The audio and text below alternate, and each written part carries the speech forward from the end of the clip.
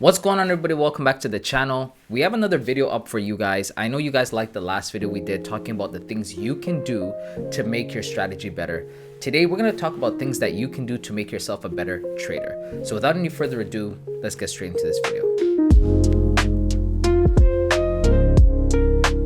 All right, so what do we mean by making yourself a better trader? Are we talking about refining your strategy like we did in the last video? Or are we talking about holding your trades longer? That's not what we're actually talking about in this video. I'm going to be giving you 4 more tips that you can use to help you become a better trader overall. First thing we got to start with is rules. After talking to a lot of traders, I began to understand that a lot of traders actually don't know the difference between rules and strategy. They think their strategy is their rules, but their strategy is the system in which they make money or in which they take trades and manage their risk and things of that nature. But your rules are for you.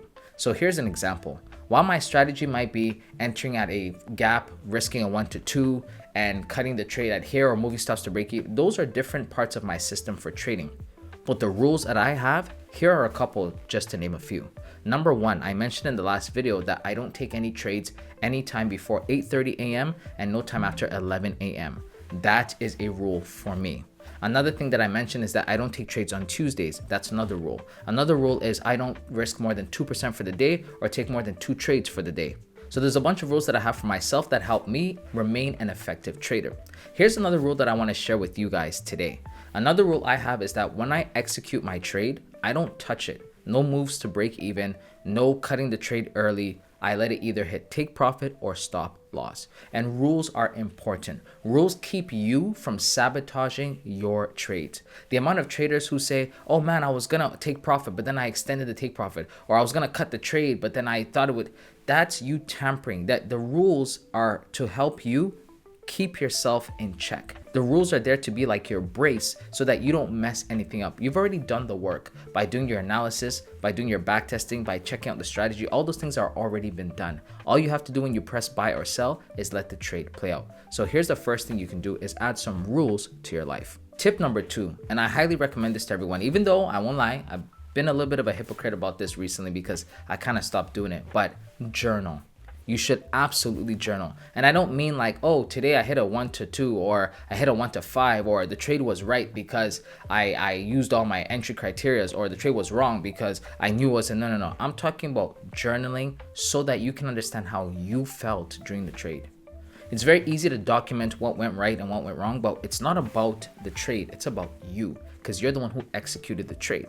So what you can do is journal. When you journal, and you're marking down your trade, you put your entry time, your exit time, you put the pair you took, the strategy you used, the time frame, your expected RR, your average RR, what all those things, you put all those things in there, journal and write down before you took the trade how you felt. Take a screenshot of that trade as well, right? And then add it as a link so you can check it when you're looking at what you were feeling before you enter the trade. After that, when the trade is closed, put how you felt after and put a screenshot of the trade that you took and what the results were. And this will help you understand what's internally happening when you're trading, because the problem with trading is not the strategy, it's usually us, right? Any strategy or plan that you put on paper is pretty much near perfect.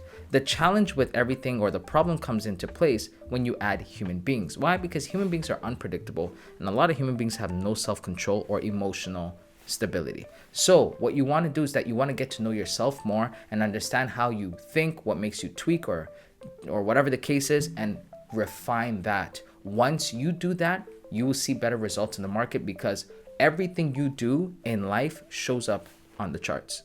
Which brings me to point number 3, preparation. A lot of traders don't prepare enough before they hop onto the charts. They just open the charts, they kind of eyeball it. They're like, oh, my setup is forming, this and that. And then they just hop into a trade. Everything you do before the charts or before you start trading that's what's going to show up on the charts as you trade. So you need to prepare. What do I mean by prepare? Go through your checklist, go through your routine, go through your structure of everything that you're looking for, everything you have to check for news, check for the daily bias, as in, and I don't mean like the concept of daily bias, I mean like, where is the trend right now? Are we sideways, up or down?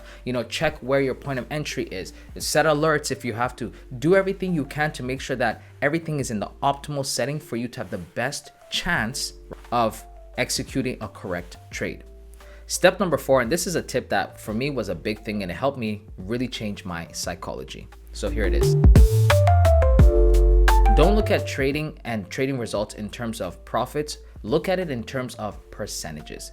This was a big game changer for me. Why? Because when I was trading on smaller personal accounts like $100, $200, when I see $20, $25, I would think that's a great amount of profit and I would close my trades. But what happens when I'm trading a 25K account or a 100K account? The second I see like $200 and then all of a sudden the price is reversing, I'm not used to seeing that amount of money in profits, so it makes me like trip out. So what I learned to do was not look at it in terms of profits, because on a 100K account, $200 is not even close to 1%. Right? 1% on that account would be $1,000.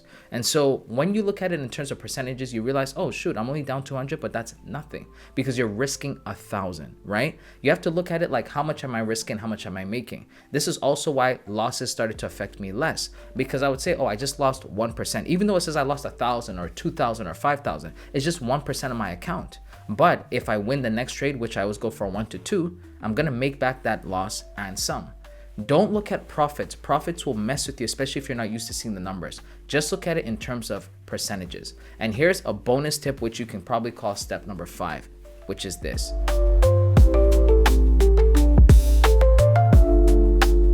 When it comes to trading, don't look at trading in terms of right and wrong. Look at trading in terms of probability.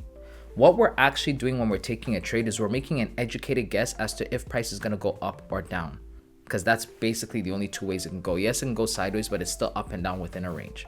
Okay, don't look at it like, oh, I lost the trade, I was wrong. Oh, I won the trade, I was right.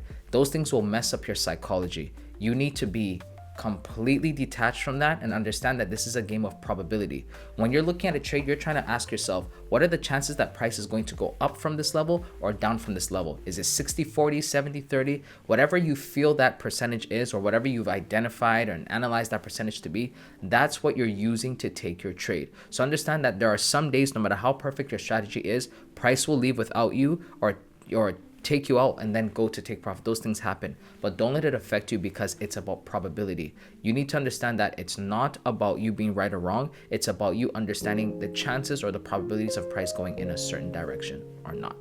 So that's basically it for this video. I gave you guys 5 tips instead of 4, but I hope it helps you guys. And if it helped you guys a lot, especially with the last video as well, then don't forget to leave comments in the comment section below, giving me new suggestions or feedback so that I can know what to do for the next video. I hope it helps. Please join the Discord. It's a free community where we talk about these things all the time. We're starting a new series. We're going to be streaming on Discord. Everyone's going to turn on their camera, talk. We're going to discuss strategies and all these things, and it's totally free. So join the Discord. Follow me on Instagram at mymoneyforeign. And as always, thank you guys so much for watching, and I'll catch you on the next one. Peace.